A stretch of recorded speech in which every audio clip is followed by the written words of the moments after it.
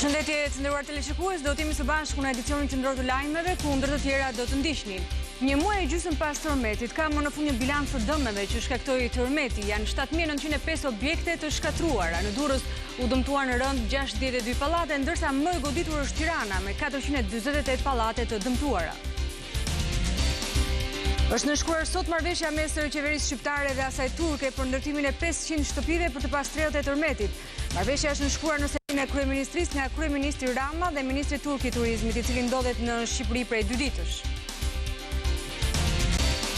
Në orët e para të mëngjesit, një zjarr ka dëmtuar spitalin e Durrësit dhe prej andej janë nxjerrë me urgjencë të sëmurët për shkak të pranisë së madhe të tymit. Zjarri është vënë shpejt në kontroll, ndërsa ka nisur dhe hetime. Një vrasje e paramenduar. Detajet që dalin nga hetimet pas vrasjes së kunatës nga kunati në pas Kuqan janë tronditse. E kisha menduar që do ta vrisja, ndaj nuk e takoja që mos kuptonte gjë, ka deklaruar gjatë marrjes në pyetje Erdet Çapoku, i cili masakroi me birs qepari dhe pik kunatën e tij, Enkeleda Çapoku.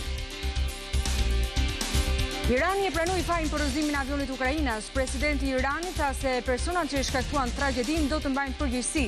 Por ndërkohë në vend ka nisur sot dhe protestat antiqeveritare.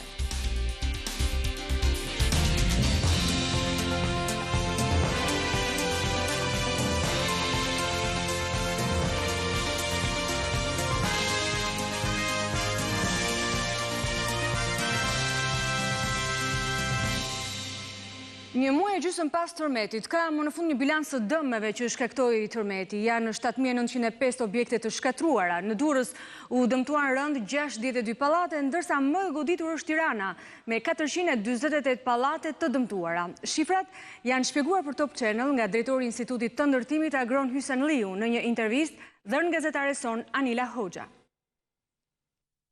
Tërmeti i 26 nëntorit shkatroi 7.905 objekte, të cilat u shpallën të pabanueshme nga ekspertët e Institutit të Ndërtimit. Ndërkohë, me terma teknik DSI2 dhe DSI3, klasifikohen mira shtëpi të tjera, që konsiderohen të dëmtuara lehtë apo mesatarisht të dëmtuara, dhe të tilla numërohen 8.748 objekte të prekura nga tërmeti. Drejtori i Institutit të Ndërtimit Agron Hysenliu i jep detajet e deritanishme mbi bilancin e dëmeve të shkaktuara nga tërmeti. Objektet babanueshëm që janë me DS4, DS5, që neve i konsiderojmë që janë objekte me dëmtime të rënda, neve kemi afërsisht rreth në Tiranë 448 pallate dhe 548 shtëpi. Në Durrës 62 pallate dhe 557 shtëpi.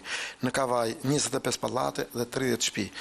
Në Shijak 30 pallate dhe 550 shtëpi, në Vor 24 pallate dhe 596 shtëpi, dhe në Kamës 12 pallate dhe 150 shtëpi. Ne kemi klasifikuar që këtu nuk do të rrihet brenda pasi ka rrezikshmëri.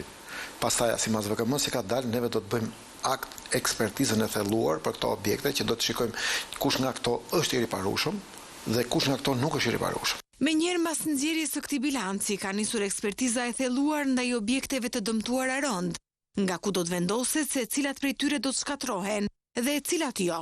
Sot që flasim bashkë, janë kryer rreth 20 objekte që janë pallate në Vor, janë kryer rreth 80 shtëpi banimi, mbyllet procesi sot ose nesër në Vor për pallatet, po vazhdon procesi për shtëpiat një kaçe ose 2 kaçe. Dhe cili është konkluzioni paraprak për objektet në Vor? Nuk është thënë konkluzioni akoma, po ka një përqindje të madhe të tyre që janë për të demoluar. Por për shumë pallate të dëmtuara rënd, prokuroria mendon se përgjegjësia nuk është vetëm e tërmetit. 3 prokurori vazhdojnë njëkohësisht hetimet. Siç deklaron prokuroria e Durrësit, janë në hetim 235 çështje që lidhen me cilësinë e ndërtimeve, jo vetëm të pallateve, por dhe shkolla. Njësoj si edhe në prokurorinë e Krujës, ku është përfshirë në hetim edhe shëmbja e një shkolle e rikonstruktuar gjatë verës 2019. Edhe akuza e kryeqytetit ka bashkuar në një të vetë me dosjet për banesat e dëmtuara nga tërmeti në zonat e komunës së Parisit, kombinat, ysberisht, porcelan dhe Vor, dhe ku njësër firmash ndërtimi, inxhinier dhe kolaudues janë vendosur në hetim. Në këto hetime janë angazhuar edhe ekspert nga fusha e inxhinierisë. Ato i përcakton vetë prokuroria se çfarë provash kërkon, po neve rekomandojmë që të merren provat e betonit, të hekurit, materialeve ndryshme të tullave, të llaçit, të gjitha llojet të pjesëve të strukturave që neve i kemi objekt punës tonë. Nga tërmeti i 26 nëntorit, humbën jetën 51 persona, ndërsa qeveria ka shtyr gjendjen e jashtëzakonshme të pjesshme deri në fund të muajit mars 2020. Është nënshkruar sot marrëveshja mes qeverisë shqiptare dhe asaj turke për ndërtimin e 500 shtëpive për të pastreot e tërmetit. Marrëveshja është nënshkruar në selinë e kryeministrisë nga kryeministri Edi Rama dhe ministri turk i turizmit, i cili ndodhet në Shqipëri prej 2 ditësh. Marrëveshja me shtetin turk pritet i hap rrugë ndërtimit të 500 banesave të reja në Kurbin dhe Thuman. Kantieri i parë i ndërtimit do të jetë në Kurbin, bashki për të cilën kryeministri premtoi zgjidhje edhe për përmbytjet. Ne kemi zgjedhur pikërisht zonën e Laçit, ku besojmë se me këtë projekt do të japim rrugën e transformimit kryesor. Ashtu si kundër kemi folur edhe për t'i dhënë një zgjidhje përfundimtare një problemi të vjetër që lidhet me përmbytje të shkaktuara në mënyrë vazhdueshme. Ve bu talimat gereği Ne jemi këtu në kuadër të vijimit të këtij procesi për të ndjekur porositë e presidentit Erdogan dhe themi që në fund të muajit janar shpresojmë që autoritetet përkatëse shqiptare neve të na dorëzojnë truallin dhe të ndërtohen këto ndërtesa. Ky kompleks do të jetë i pajisur me të gjitha objektet e tjera sociale që ofrojnë shërbime të ndryshme, do të jetë një lagje shembullore dhe do të jetë përshtatje arkitekturore vendore, traditën dhe kulturën shqiptare. Gjithashtu këtu jemi me ekipet tona për të vazhduar bashkëpunimin dhe për t'i ofruar ndihmë Shqipërisë, edhe në çështje të tjera që kanë të bëjnë me problemet e infrastrukturës apo me impjantet e pastrimit të ujrave të zeza. Pa u tharë boja marrëveshjes, Rama dhe ministri turk udhëtuan drejt Kurbinit për të parë nga afër zonën ku do të nisin punimet. Apartamentet e reja në këtë qytet do të ndërtohen në lagjen numër 4, aty ku u prishën 7 pallatet e para. Më pas, kantieri i ndërtimit do të zhvendoset në Thuman. Edhe ne tani faktikisht duhet të riorganizojmë nga plani urbane gjithë zonën, aty është ai projekt që thash. Dhe në anën tjetër është projekt mas. Nga qika aty duhet gjithë zgjidhja teknike që të mos kemi më alan teslimi hızlı bir şekilde yapılabilir mi? A mund të dorëzoni shpejt në fjalë atë çështjen e ndërtimit? Brenda javës. Pasi përcolli mikun turk, kryeministri vizitoi disa familje të cilat jetojnë me qera, në pritje të banesave të reja. Në zonën e Manzës, familje të tëra jetojnë në kontenjer. Jeta në këtë shtëpi provizore është shumë e ndryshme nga ajo në çadra, por sërish mbetet e vështirë gjatë dimrit. 2020 konsiderohet të jetë një vit i vështirë nga ata që jetojnë në kontenjerët e vendosur në Manzë të Durrësit pas tërmetit të 26 nëntorit. Brenda hapësirave të ngushta të kontenjerëve, 45 familjet e strehuara në to, po përpiqet të ndërtojnë një jetë të re edhe pse me vështirësi. Po vështirë se edhe për të hëngrë që vështirë, se s'ket gut gatush për shembull. Kam një rezistencë aty poshtë të vogël, gatuajmë kaq edhe që themi si në çadër nuk kemi, po nuk di ç'më thënë. Mungesa e ujit, pamundësia për të gatuar dhe kondicionerët jashtë funksionit janë disa prej shqetësimeve të tyre. Se pa ujë, pa ushqime, pa Nuk kanë sjell? Jo, ham vet, bukë me djathtë, është. Ftohtë, kondicionerët janë aty poshtë, nuk janë të lidhur. Të shqetësuar dhe për fatin e banesave të tyre, këto familje nuk kanë aplikuar për bonus qiraje, pasi tregu në zonën e tyre nuk ofron shumë mundësi, ndaj kërkojnë vënje në punë të kondicionerëve dhe të linjës së ujit, që u apremton pas vendosjes këtu. Nuk ka ujë, hajde urdo tani. Shkojmë lejmë duart, ka ujë, s'ka ujë. Sheve ujë rezervë këtu, ka depozita jo. Ku do lejnë këta njerëz? Na u premtuan nga administratori që një linjë ekstra për kontenierët. Ku është? Me ngrose. Ngrohemi. Kondicionerët nuk janë taku. Në kushte jo të mira higjieno-sanitare të jetës në kontenjer, i druhen sëmundjeve dhe ndonjë epidemie veçanërisht në muajt e ardhshëm. Pema e ndriçuar në hyrje të zonës së kontenjerëve, edhe pse e rrëzuar dëshmon shpresën dhe dëshirën për të krijuar atmosferën festive të ardhes së një viti të ri, që i gjeti jashtë shtëpive ku hodhën mundin e djersën e një jete të tërë. Në orët e para të mëngjesit, një zjarr ka dëmtuar spitalin e Durrësit dhe prej andej janë nxjerrë me urgjencë të sëmurët për shkak të pranisë së madhe të tymit. Zjarri është vënë shpejt në kontroll, ndërsa kanë nisur edhe hetimet.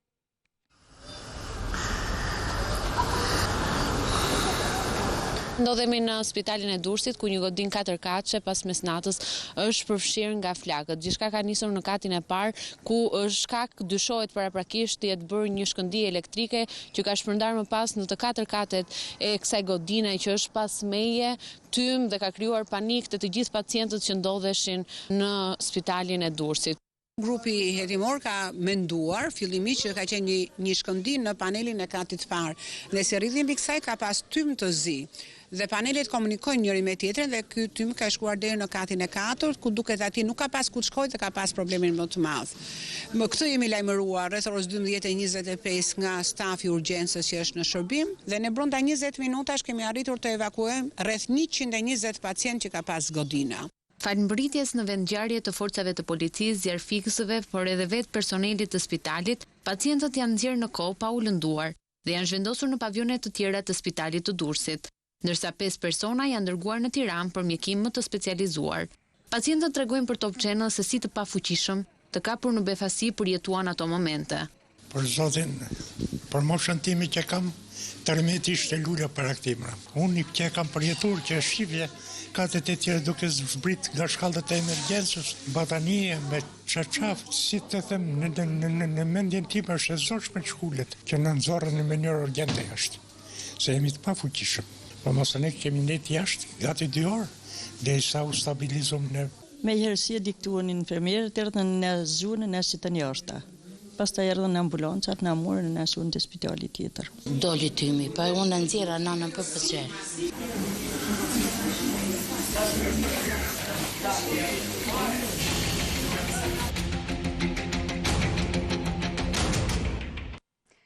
Në një bashkëbisedim me gazetarë të shtunë pas dite, kreu i Partisë Demokratike e Lulzim Basha theksoi se Shqipëria duhet të shkojë sa më shpejt në zgjedhje të parakohshme.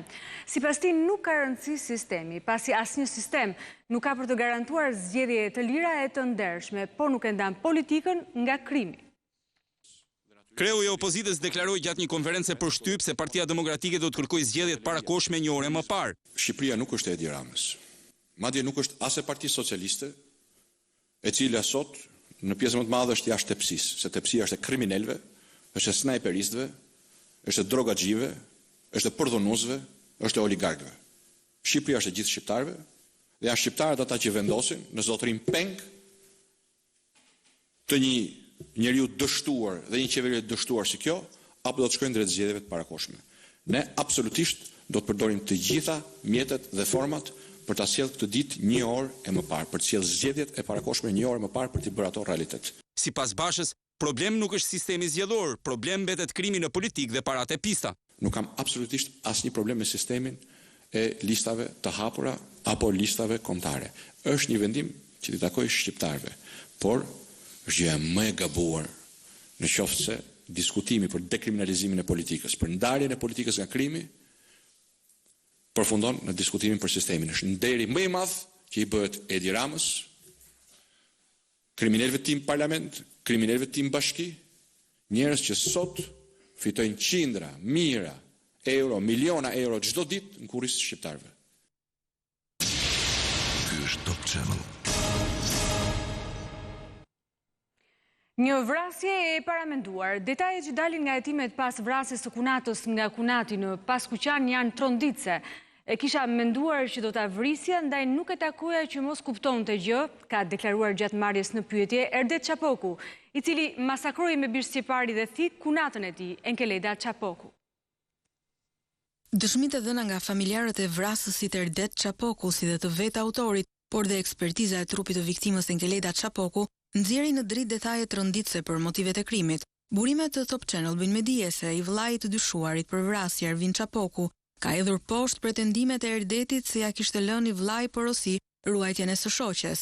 Më datë 27/12/2019 unë kam shkuar për të takuar vllain që është në burg, Eltonin, me të cilin kemi biseduar për konfliktin që nusja Eltonit, Enkeleda, kishte me vllain ton. Eltoni më tha që foli Erdetit se ai nuk ka punë me gruan time dhe se Enkeleda e dinte vetë se çfarë bënte. Foli se mos na bën ndonjë skandal apo proçk me Enkeledën.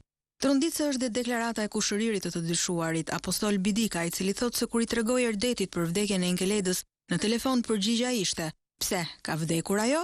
Mbrëmjen që kreu vrasjen, Erdeti kishte fjetur pikërisht në shtëpinë e Bidikës, të cilin e ka djalë daje. Në lidhje me vrasjen vetë Erdeti ka treguar gjatë marrjes në pyetje se kishte marrë një bisht druri të sqeparit që e kishte në shtëpi si dhe një thik dhe pasi piu një birrë dhe raki rreth orës 23:30 minuta, ishte nisur për te banesa e kunatës. Kam pa rrotull, nuk ishte njëri, kam rënë derës me supë dhe u futa brenda. Pasi e dija që shuli nga brenda ishte i dobët dhe kam shkuar direkt te krevati te dhoma e gjumit. Unë e dija që Xhevaire fjolla flinte te krevati dhe Nkeleda me vajzën te krevati dopjo. Kam qelluar me shkopin e drunj një herë në krah Xhevairen që të mos ngrihej, pastaj kam goditur në fillim me shkopin e drunj te Nkeledën dhe kur ajo reagoi u ngrit, mua mu errën syt dhe kam nxjerr nga brezi thikën dhe e kam goditur pa e ditur se ku disa herë, por se sa herë nuk e kujtoj. Ky është rrëfimi i Çapokut që thotë se armën e hodhi në ujë të kura e ngushtë dhe shkoi për të fjetur te kushëriri, ku dhe e gjeti policia një ditë pas vrasjes. Në lidhje me motivet e krimit, ai thotë se e mori inat kunatën në momentin që Nkeleda bëri kallëzimin, duke lënë të kuptohet se ishte një vrasje me paramendim.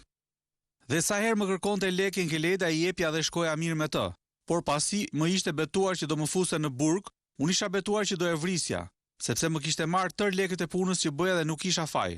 Vetëm se unë kisha hetuar që ajo shkonte me meshkuj të tjerë dhe vllai im dhe burja saj ishte në burg. Unë e bëra këtë sepse ajo më bënte presion se do më fuse në burg kot. E më prishi me vllajin vetëm se unë i zbulova lidhjet intime. Krimin e kishte planifikuar më përpara, por jo se kur, por një ditë do ta bëja edhe për këtë arsye nuk i dilja para Nkeledës, që të mos krijoja dyshime. S'kam asgjë tjetër.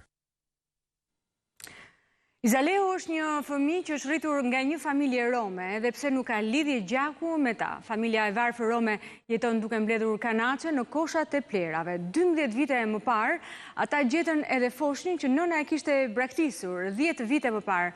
Top Channel ju ka treguar historinë e vogëlushit i cili tani është rritur. Një mboles pa pruri djali, edhe unë mora, e rita, e lava që e prura dhe në këtë, i pra smetin. Tamam njësoj si fmiti.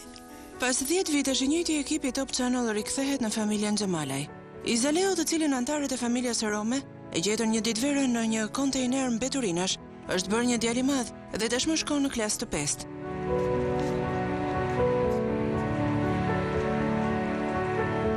Izaleu 12 vjeç e di mirë historinë e tij. Kujtimet e fëmijërisë si kjo karrocë janë më të dashurat për të. Por i rritur me mundime nga familja që i shpëtoi jetën dhe që dashurinë nuk ja ka kursyer asnjëherë, Izaleu nuk kërkon të njohë prindrit biologjik që e braktisën. Në fakt, nuk jam dash kurios, sepse tani kam gjetur një familje tjetër.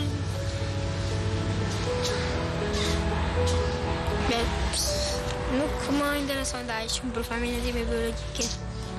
Mami tha nuk të kam ledhur kanaçe, po të kam prur një peshqesh. Ma bjerë të keqe nëna, i thash, unë e rritë dot. E rritë se se rritë nëna, është e fuqishme, i thash. Në familjen e Rome, ashtu si 10 vjet më parë, asgjë nuk ka ndryshuar.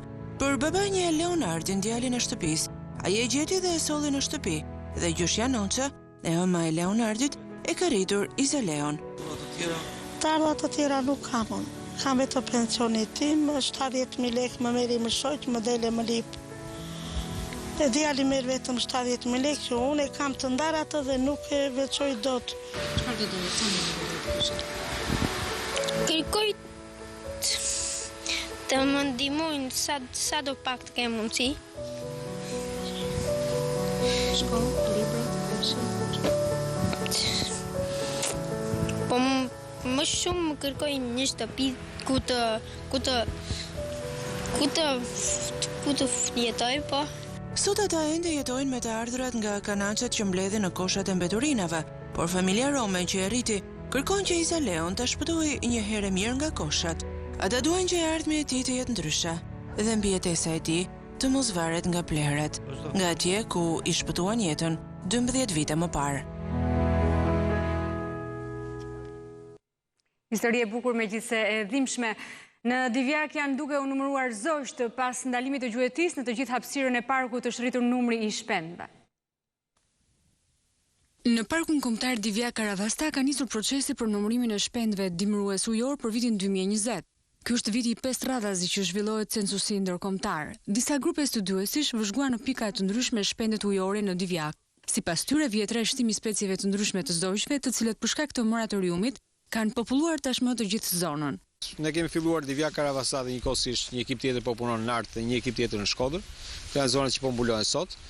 Dhe deri tani ecuria duket e mirë, duket që ka shifra të mira shpendësh, po mbi të gjitha ajo që vlen për t'u theksuar në park është qetësia. Qetësia që reflektohet nëpërmjet sjelljes shpendëve që duken që ndrojnë më afër njeriu dhe nuk largohen, nuk të friguar siç ndodh tek. Është një projekt për hulumtimin e burimeve natyrore.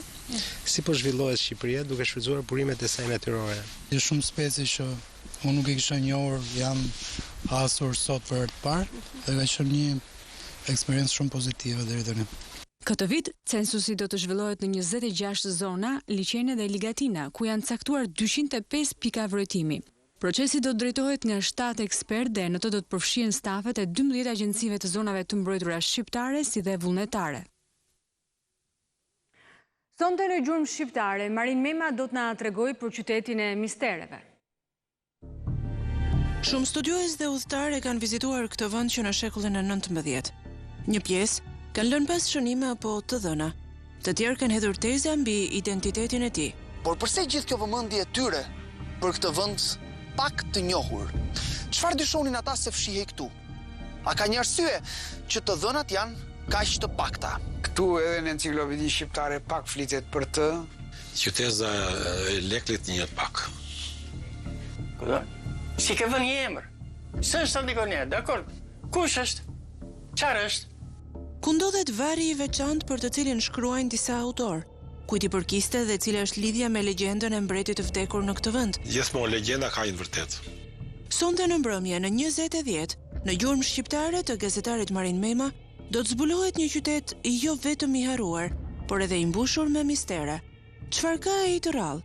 Përse për të nuk flitet dhe kërkime nuk janë bërë? Qyteti enigmave, nga Marin Mema, sonte, ora 20:10 në Top Channel.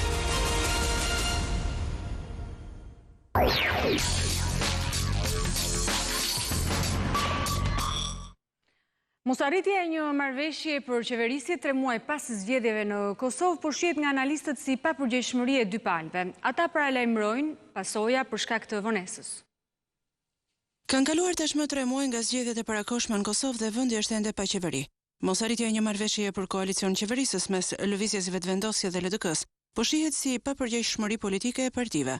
Këto 2 ditë të fundit nuk ka patur asnjë takim mes liderëve, edhe pse ishte folur për hapa pozitiv drejt një marrëveshje. Por për analistët, marrëveshja nuk po arrihet pasi të dyja partitë kanë interesa të ndryshme.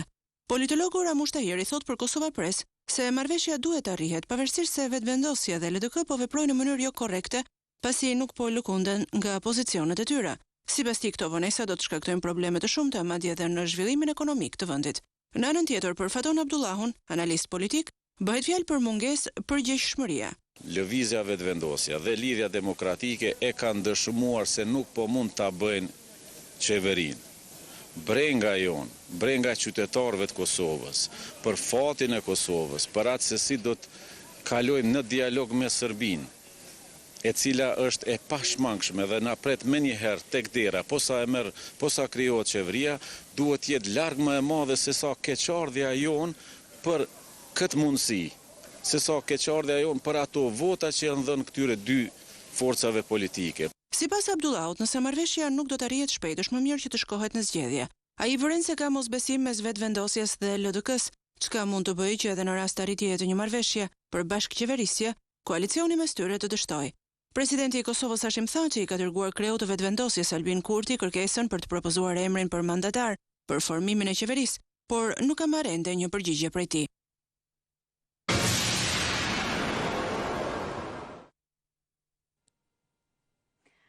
Irani e pranoi fajin porosimin e avionit ukrainas, ndërsa u shfaq edhe një video ku duket një raket që goditi avionin duke vrarë 176 persona.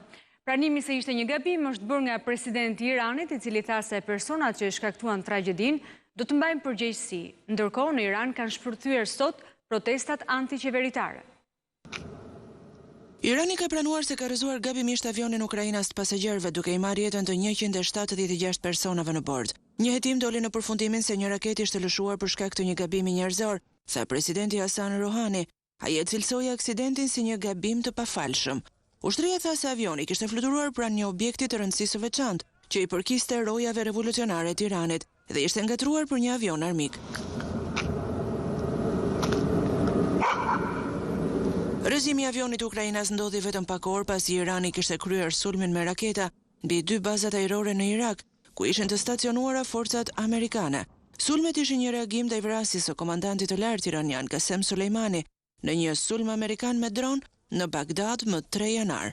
Irani fillimisht mohoi raportet se një nga raketat e tij kishte rrëzuar avionin Ukrainas afër kryeqytetit Teheran, por presioni u rit shpejt, pasi zyrtarët perëndimor të zbulimit thanë se provat flisnin për një përfshirje të Iranit. Komandanti i forceve ajrore të rojave revolucionare të Iranit, Amir Ali Hajizadeh, ka marrë përgjegjësinë për atë që ka ndodhur. Unë marr përgjegjësi të plotë dhe do të respektoj çfarë do vendimi që do të merret. Më mirë të kisha vdekur unë se sa të bëhesha dëshmitari një incidenti të tillë.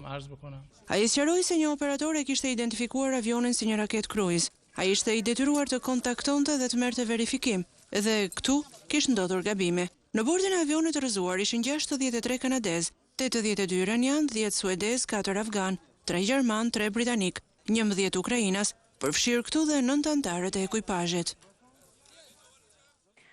Në Greqi këtë ditë janë dhjetra mijëra emigrantë shqiptarë që po rinovojnë dokumentat, por ata po përballen me radhë të gjata të pritjes, e cila është e jashtëzakonshme, aq sa ka shqetësuar dhe vetë autoritetet.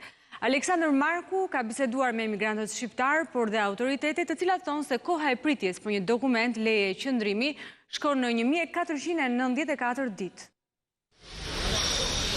Pamjet që tregojnë dhjetra emigrantë homogjen duke pritur në radhë për orë të tëra, ndërkohë që mbizotrojnë temperaturat ulta, janë të përditshme para zyrave të shërbimit për të huajt në prefekturën e Selanikut. Shumica e tyre, emigrantë shqiptar, që presin për të rinovuar lejet e qëndrimit, dëshmojnë për vonesat të mëdha në procedura.